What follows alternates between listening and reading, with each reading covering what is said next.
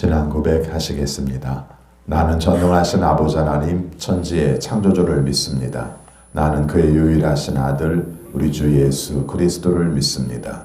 그는 성령으로 잉태되어 동정녀 마리아에게서 나시고 본디오 빌라도에게 고난을 받아 십자가에 못 박혀 죽으시고 장사된 지 사흘 만에 죽은 자 가운데에서 다시 살아나셨으며 하늘에 오르시어 전능하신 아버지 하나님 우편에 앉아 계시다가 거기로부터 살아있는 자와 죽은 자를 심판하러 오십니다. 나는 성령을 믿으며 거룩한 공교회와 성도의 교제와 죄를 용서받는 것과 몸의 부활과 영생을 믿습니다. 아멘. 찬송가 255장 부르시겠습니다. 255장입니다.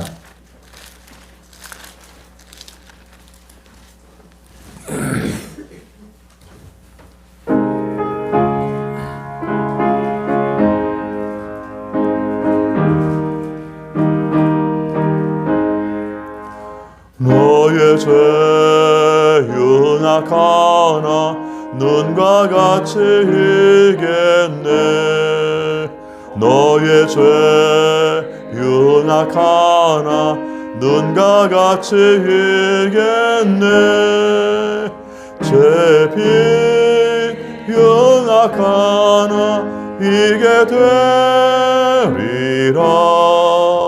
주홍빛 같은 내 죄 주홍빛 같은 내 죄 눈과 같이 이겠네.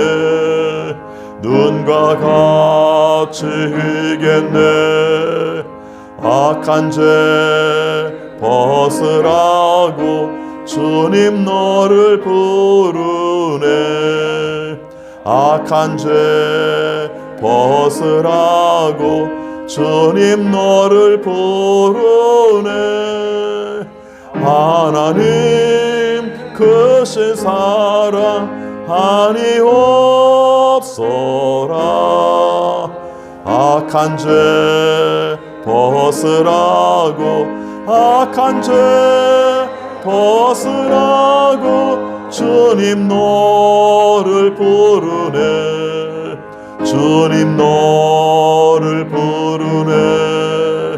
너의 죄 사해 주사 기억 아니하시네. 너의 죄 사해 주사 기억 아니하시네. 불쌍한 사람들아 오라 하시네. 너의 죄 사해 주사 너의 죄 사해 주사 기억 아니하시네. 기억 아니하시네. 아멘. 하나님 말씀 예레미야 44장 20절입니다.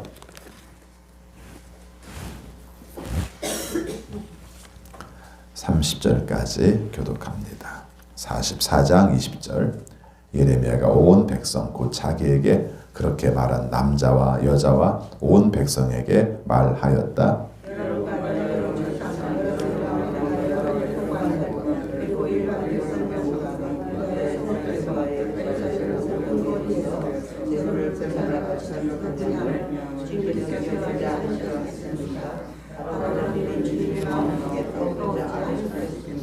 주님께서는 여러분의 악행을 보시다가 더 이상 참을 수가 없으셨고 여러분이 한 역겨운 일을 보시다가 더 이상 견딜 수가 없으셨습니다. 그래서 여러분의 나라가 오늘날과 같이 주민이 없는 폐허로 바뀌고 놀라움과 저주의 대상이 되고 말았습니다.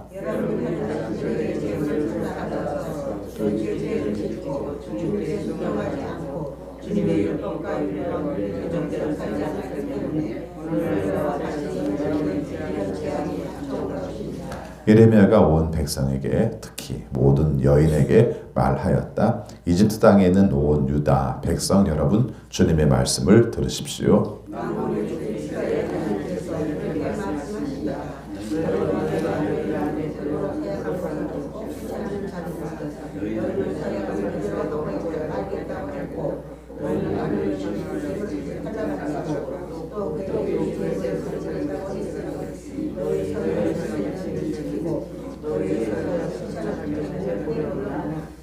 그러나 이집트 땅에 사는 유다 사람들아 너희는 모두 나 주의 말을 들으라. 나 주가 말한다.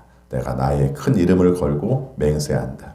이집트 온 땅에 있는 어떤 유다 사람이든지 이제는 주님의 살아계심을 두고 맹세한다 하면서 나의 이름을 부르지 못하게 하겠다.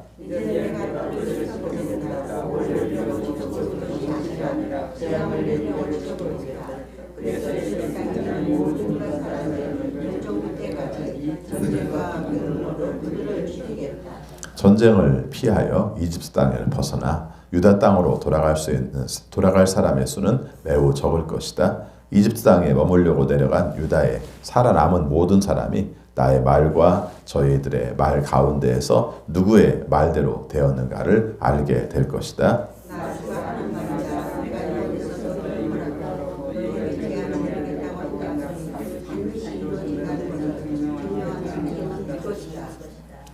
같이 있습니다. 나 주가 말한다. 내가 유다 왕 시드기야 그의 목숨을 누리고 있던 그의 원수인 바빌로니아 왕 느부갓네살의 손에 넘겨 주었던 것과 같이 이집트 왕 바로 호브라를 그의 목숨을 누리고 있는 그의 원수들의 손에 넘겨 주겠다. 아멘. 오늘도 주님의 말씀에 순종하심으로 형통하는 우리 모두가 되시기를 축원합니다. 44장 말씀을 지금 3번에 걸쳐 읽고 있습니다만은 내용은 한 가지입니다. 유다 땅에 살던 사람들이 바빌론을 피해서 이집트로 피난을 갑니다. 예레미야는 가지 말라고 그랬어요. 가지 말라고 했는데 끝내 갑니다.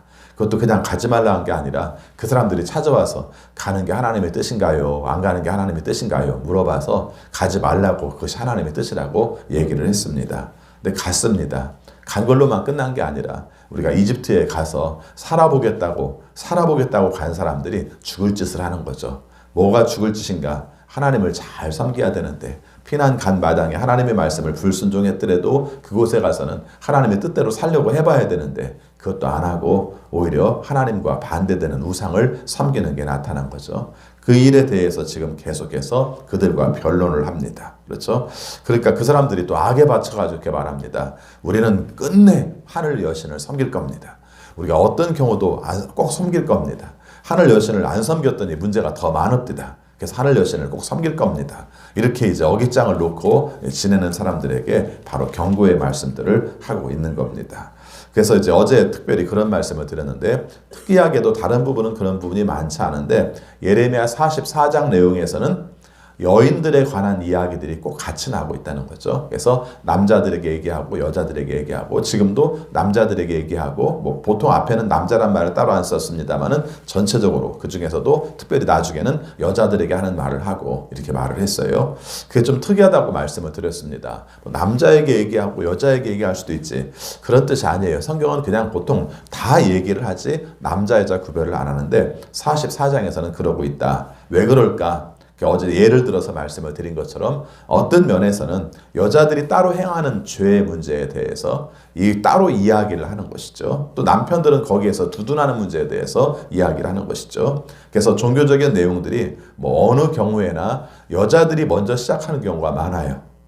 가만 보면 그렇습니다. 종교적인 내용들이. 그래서 우리나라도 기독교가 들어올 때 남자들에게 먼저 전해진 것보다는 여자들에게 전해진 부분들이 있어요. 그래서 들리는 말에 의하면은 그 조선시대 마렵에 복음이 들어오는 과정에서도 그 궁전 안에서 머무는 여자들이 먼저 받아들인 이야기들이 나오고 있습니다. 그리고 여러분이 아시는 것처럼 서양사 속에서 기독교가 로마에 의해서 인정받는 과정에 있어서도 그런 부분들이 나옵니다. 그래서 그렇게 보면 그렇게 이해할 수 있는 요소가 있어요. 그래서 여자들이 일을 저질렀을 때 남자들은 두둔하고 그냥 나가는 거죠. 그래서 뭐 그 내 아내가 하는 일이 뭐 틀릴 일이 있겠어? 그 옳은 일일 거야. 뭐 이렇게 두둔하고 나가는데 그건 아니라는 것이죠.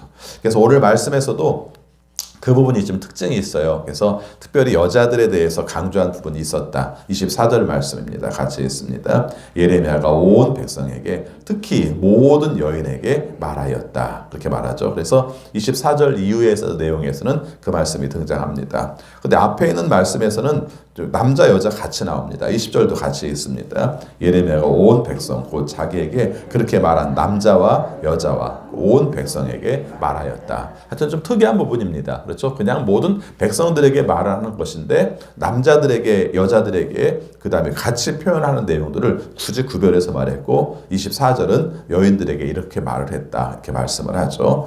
자, 그러면은 어떤 이야기를 했는지 21절부터 23절까지 말씀을 같이 읽겠습니다. 여러분과 여러분의 조상, 여러분의 왕들과 여러분의 고관들 그리고 일반 백성 모두가 유다의 성읍들과 예루살렘 모든 거리에서 제물을 불살라 바친 그 분향을 주님께서 기억하지 않으셨겠습니까? 바로 그런 일이 주님의 마음속에 떠오르지 않으셨겠습니까? 주님께서는 여러분의 악한 소행을 보시다가 더 이상 참을 수가 없으셨고 여러분이 한 역겨운 일을 보시다가 더 이상 견딜 수가 없으셨습니다. 그래서 여러분의 나라가 오늘날과 같이 주민이 없는 폐허로 바뀌고 놀라움과 저주의 대상이 되고 말았습니다.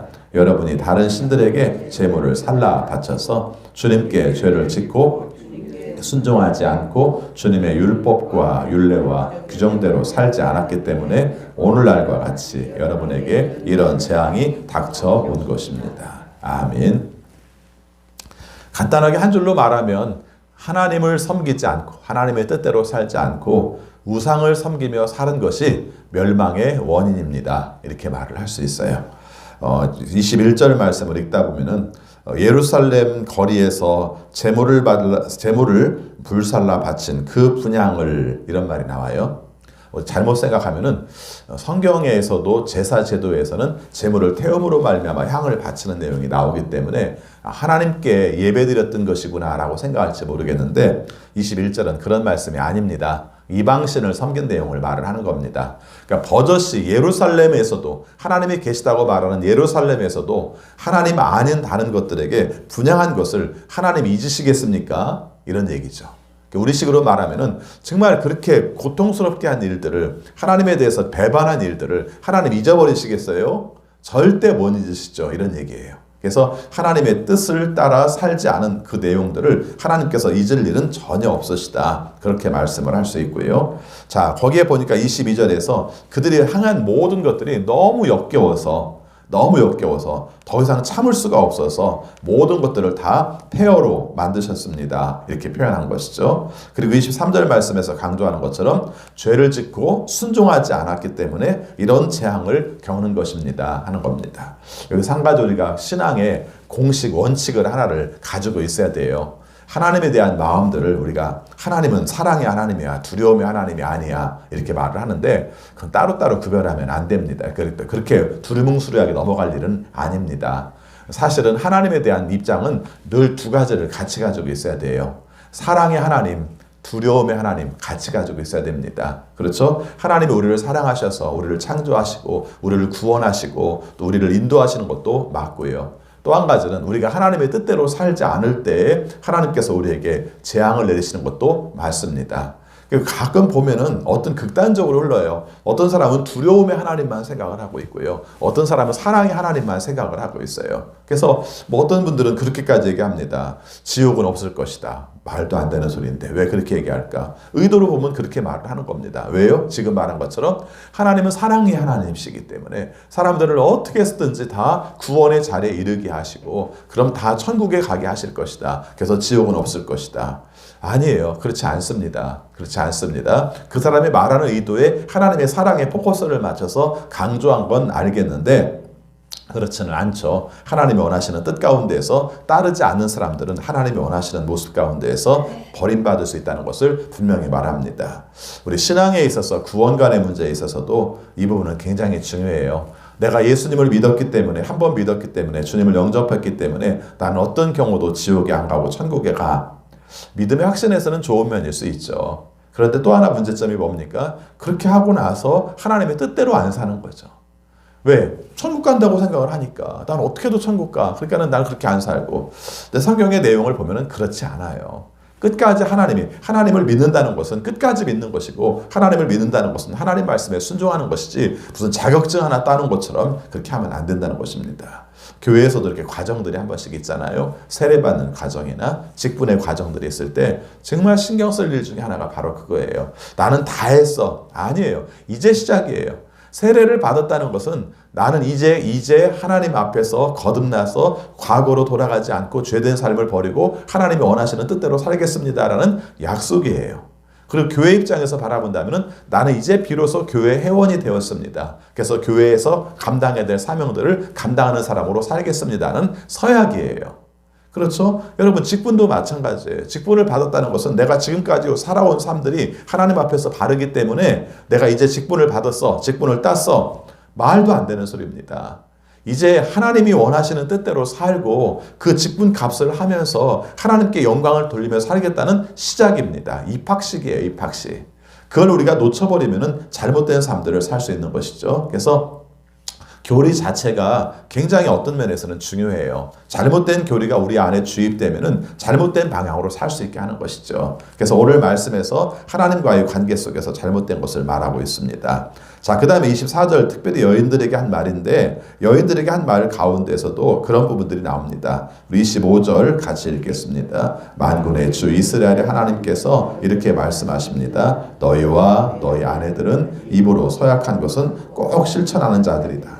너희는 서약한 그대로 하고야 말겠다고 했고, 너희는 하늘 여신에게 제물을 살라 바치고 또 그에게 술 제물을 바치겠다고 했으니 너희의 서약을 지킬 테면 지키고 너희의 서약을 실천할 테면 해보려무나. 이 말씀도 아까 이제 21절 말씀 읽었던 방식처럼 좀 잘 이해를 해야 됩니다. 그래서 분양을 했다는 것이 하나님께 드린 것이 아닌 것처럼 지금 말하고 있는 내용도 하나님께서 너희들은 약속을 잘 지키는 사람들이야. 너희들은 서원을 잘 지키는 사람들이야. 이게 지금 칭찬의 말이 아니에요. 우리식으로 말하면 이렇게 반어법 비비 꼬듯이 말한 것이죠. 그렇죠? 그래서 그래, 너희들 서약 잘 지키지? 한번 잘 지켜봐. 뭐 이런 뜻이에요. 그렇죠? 지금 말한 서약이 어떤 겁니까? 하나님께 말한 서약이 아니거든요. 그래서 하늘 여신의 제물을 우리는 끝내 바치고 말 거야. 술 제물을 하늘 여신에게 끝내 바치고 말 거야. 그래, 해봐. 너희들이 서약을 잘 지키는 사람들이니까 한번 해봐. 그럼 그 결과가 어떻게 될 것인지 봐. 뭐 이런 뜻입니다. 그래서 말씀을 읽을 때 좀 잘 살피면 좋을 것 같아요. 이게 뭐야? 갑자기 이 사람들은 하나님 말씀을 안 듣는 것 같은데 서약도 잘 지키는 자라고 나오네? 그렇게 이해하는 것이 아니라 그렇게 하나님께서 그들에게 다른 신들을 섬기는 것에 대해서 한번 잘해봐. 뭐 이런 뜻으로 읽은 것이 좋습니다. 자, 그 다음에 26절부터 우리 같이 읽겠습니다. 그러나 이집트 땅에 사는 유다 사람들아, 너희는 모두 나 주의 말을 들어라. 나 주가 말한다. 내가 나의 큰 이름을 걸고 맹세한다. 이집트 온 땅에 있는 어떤 유다 사람이든지 이제는 주님의 살아계심을 두고 맹세한다 하면서 나의 이름을 부르지 못하게 하겠다.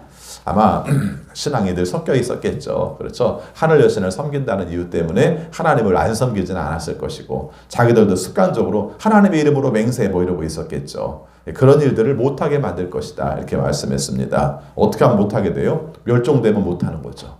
예, 그래서 27절 말씀 보십시다. 27절, 28절 같이 읽습니다. 이제는 내가 그들을 지켜보겠다.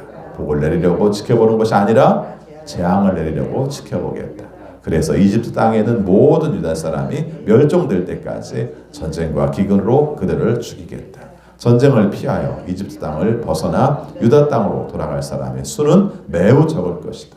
이집트 땅에 머물려고 내려간 유다에 살아남은 모든 사람이 나의 말과 저희들의 말 가운데에서 누구의 말대로 되었는가를 알게 될 것이다.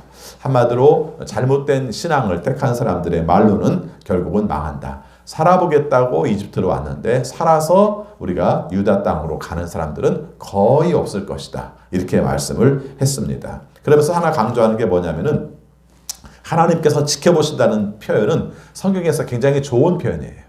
그렇죠? 하나님이 우리에게 얼굴을 향하신다. 이런 표현들은 되게 좋은 표현입니다. 근데 여기서 지금 그것을 가지고 반대로 얘기하는 것이죠. 내가 너희들을 지켜볼 거야. 그럼 우리가 생각할 때는 아멘, 감사합니다. 하나님 나를 지켜주시지. 이렇게 말을 해야 되는데 지금은 어떤 겁니까? 그게 아니라 너희들이 어떻게 망하는지를 내가 지켜볼 거야. 하나님 이렇게 말씀을 하신 거예요. 여러분 왜 이렇게 말씀하셨는지를 잘 살펴보세요. 잘못된 길로 간 사람들이 그냥 내버려 두면 안 돼요. 성경에서 예레미야보다는 이사야에서 그 말씀이 많이 나오는데 하나님께서 모든 사람들을 구원하시되 남은 자를 구원하실 거란 말을 해요. 남은 자. 이 말을 굉장히 새겨들어야 돼요. 우리가 생각할 때는 다 구원해 주셨으면 좋겠어요. 다 구원했으면 좋겠어요. 근데 그게 아니라 남은 자, 살아남은 자를 하나님께서 구원하신다고 말씀하셨어요. 일부를 통해서 하나님께서 새로운 역사를 쓰시겠다는 말씀과 같은 말이에요.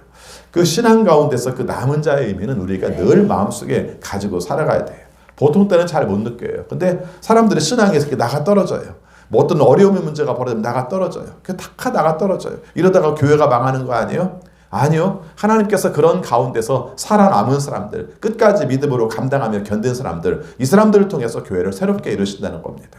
여러분 그건 성경의 역사이기도 하고요. 그 다음에 교회의 역사이기도 해요. 그렇죠? 모든 문제들이 우리가 보면 그렇게 하다가 교회 다 끝나는 거 아니야? 교회는 영영 없어지는 거 아니야? 아니요. 남은 자들에 의해서 새롭게 역사하는 것을 우리는 가지고 있어요. 그래서 늘 성경에 나오는 생각들, 사상들을 우리가 마음속에 기억할 필요가 있어요. 보통 때는 몰라요. 뭐 굳이 이렇게 남은 자들만 그럴 필요가 있어? 모든 자를 구원하시면 안 돼? 이렇게 생각을 해요. 또 어떤 때 알 수 있습니까? 사람들이 어떤 환경과 여건에 따라서 우리가 더군다나 이제 거대한 힘, 폭력에 의해서 무너져 내려가고 있을 때 그때 이 말씀은 이게 이때를 두고 하신 말씀이구나. 모든 사람이 나가 떨어진다 할지라도 그 중에서 남은 사람들을 통해서 하나님께서 교회를 새롭게 이루시는구나 하는 말씀인 것이죠. 자, 오늘 말씀에서도 이런 얘기를 합니다. 하나님 말씀이 맞는지 너희들이 맞는지 한번 보자. 이렇게 하면서 예언을 하나 말씀하셨어요. 그렇죠? 누구 말이 맞는지 보자. 그러면서 예언을 말씀하셨는데 이런 일이 벌어질 거야. 그러면 하나님의 말씀이 맞다는 걸 너희들이 알 거야. 이렇게 얘기한 겁니다. 간단하게 말하면은 그 당시에 이집트의 파라오 하나가 죽게 될 거라는 거예요. 그러면서 마치 이렇게 말합니다. 시드기야 왕이, 유다의 시드기야가 바벨론 왕에 의해서 우리가 죽었던 것처럼, 바벨론 왕에 의해서 끌려갔던 것처럼 이집트 왕도 그렇게 될 거야. 이런 내용이 나오는 거죠. 그러면 그때 가서 이집트의 파라오가 죽어? 이집트의 파라오가 죽는 걸 보니까 하나님이 그때 예언하신 걸 보니까 이거 하나님 말씀이 맞네? 이걸 인정하는 때가 올 것이라고 말씀합니다. 30절입니다. 나 주가 말한다. 내가 유다 왕 시드기야를 그의 목숨을 노리고 있던 그의 원수인 바빌로니아 왕 느부갓네살의 손에 넘겨 주었던 것과 같이 이집트 왕 바로 호브라를 그의 목숨을 노리고 있는 그의 원수들의 손에 넘겨주겠다. 오늘 말씀이 이렇게 끝납니다. 그래서 여기서 말하고 있는 이집트의 바로 호브라라는 사람이 죽게 되면 그 사람이 죽어? 이집트를 굉장히 강대한 사람들로 믿고 간 거니까 그 사람이 죽어? 이렇게 말하면서 우리가 의지할 데가 없다는 것을 알게 되고 하나님의 뜻이 아니었다는 것을 깨닫게 될 것이다 하는 거죠. 그럼 너무 늦었어요. 그렇죠? 그때는 너무 늦어요. 깨닫기 전에 하나님이 약속하신 말씀을 들으면서 어쩌면 지금 시점이라도, 그렇죠? 바로 호브라가 죽기 전의 시점이라도 하나님의 말씀을 듣고 돌이키는 게 중요한 것이죠. 신앙 안에서 가장 중요한 건 말씀을 순종하고 그리고 돌이키는 겁니다. 이건 구약신약 말할 것 없이 다 똑같아요. 하나님의 말씀은 듣고 돌이키라고 주신 말씀이에요. 그래서 변화, 그 다음에 회심, 회개 다 같은 말을 써도 돼요. 그래서 어떤 경우를 할지라도 하나님 말씀을 들었으면 그것이 느꼈으면 그 다음에는 바로 돌이켜서 살아가는 우리 모두가 되시기를 바라겠습니다. 기도하겠습니다. 주님 사랑합니다. 매일매일 우리에게 일용할 양식을 주셔서 말씀으로 우리 자신을 돌아보게 하심을 감사합니다. 오늘 말씀도 끝까지 순종하지 않는 이집트로 내려간 유다인들에 관한 이야기들을 함께 살폈습니다.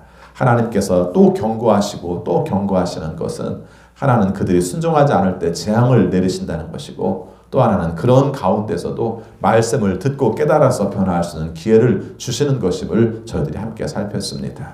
어떤 환경과 여건 가운데서도 하나님의 말씀을 귀담아 듣게 하여 주옵시고 또 그 들은 말씀으로 말미암아 변한 삶들을 살아서 하나님이 원하시는 뜻에 순종할 수 있는 우리 모두가 되게 하여 주옵소서. 코로나19를 겪으면서도 이것을 그냥 불편함과 고난으로만 생각하지 않게 하시고 하나님께서 우리에게 원하시는 것이 무엇인가를 깨달을 수 있는 기회가 되게 하여 주옵소서. 그래서 하나님의 질서대로 살고 하나님의 말씀대로 살고 그리고 하나님이 원하시는 대로 변화하여서 하나님께 영광 돌릴 수 있는 우리가 되게 하여 주옵소서. 삶의 체질이 바뀔 수 있는 기회가 되게 하여 주옵소서. 그러나 너무 길지 않았으면 좋겠습니다. 하나님께서 친히 종식시켜 주셔서 우리가 일상을 회복할 수 있도록 도와주옵소서. 치료제와 또 백신이 빨리 개발되었으면 좋겠습니다.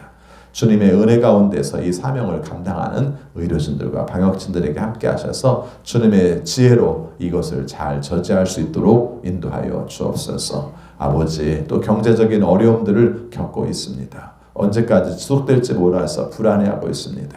고난의 때에 주시는 하나님의 은혜를 통해 이 사명을 잘 감당할 수 있는 우리 모두가 되게 하여 주옵소서.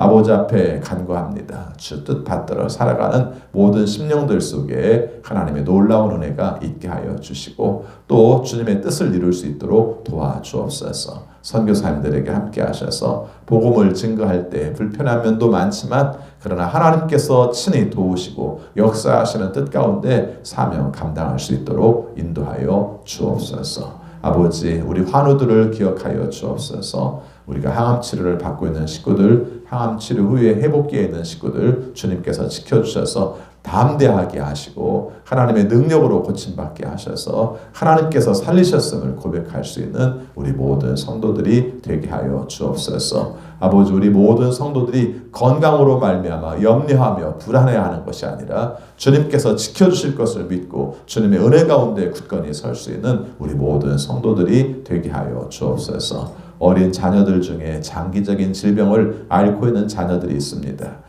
체질이 바뀌게 하시고 면역력이 좋아지게 하시고 하나님께서 고치시는 은혜를 경험할 수 있도록 인도하여 주옵소서. 또 장애를 가지고 있는 자녀들을 기억해 주셔서 불편한 가운데서도 하나님께서 도와주시고 또 변화시켜 주시고 새롭게 해주신 은혜를 힘입어 살아갈 수 있는 우리 자녀들이 되게 하여 주옵소서. 또 그 부모들을 기억하여 주셔서 또 질병으로 장애로 우리가 안타까운 마음을 가지고 살아갈 때 낙심하지 않게 하여 주시고 하나님께서 이 과정을 통해서 주시는 은혜도 회복의 능력도 경험하게 하여 주옵소서. 아버지, 임직식을 앞두고 있습니다. 우리가 모든 여건들이 좋아진 상태에서 어려움 없이 하나님께 마음껏 영광 돌릴 수 있는 임직식이 되게 하여 주옵소서. 특별히 이번에 새롭게 건사되는 모든 분들이 주 안에서 새로운 결심과 각오로 사명을 감당하게 하여 주옵시고 또 이미 직분을 받은 사람들이 이 과정을 통해서 이 기회를 통해서 하나님 안에서 맡은 사명들을 새롭게 다짐할 수 있는 기회가 되게 하여 주옵소서.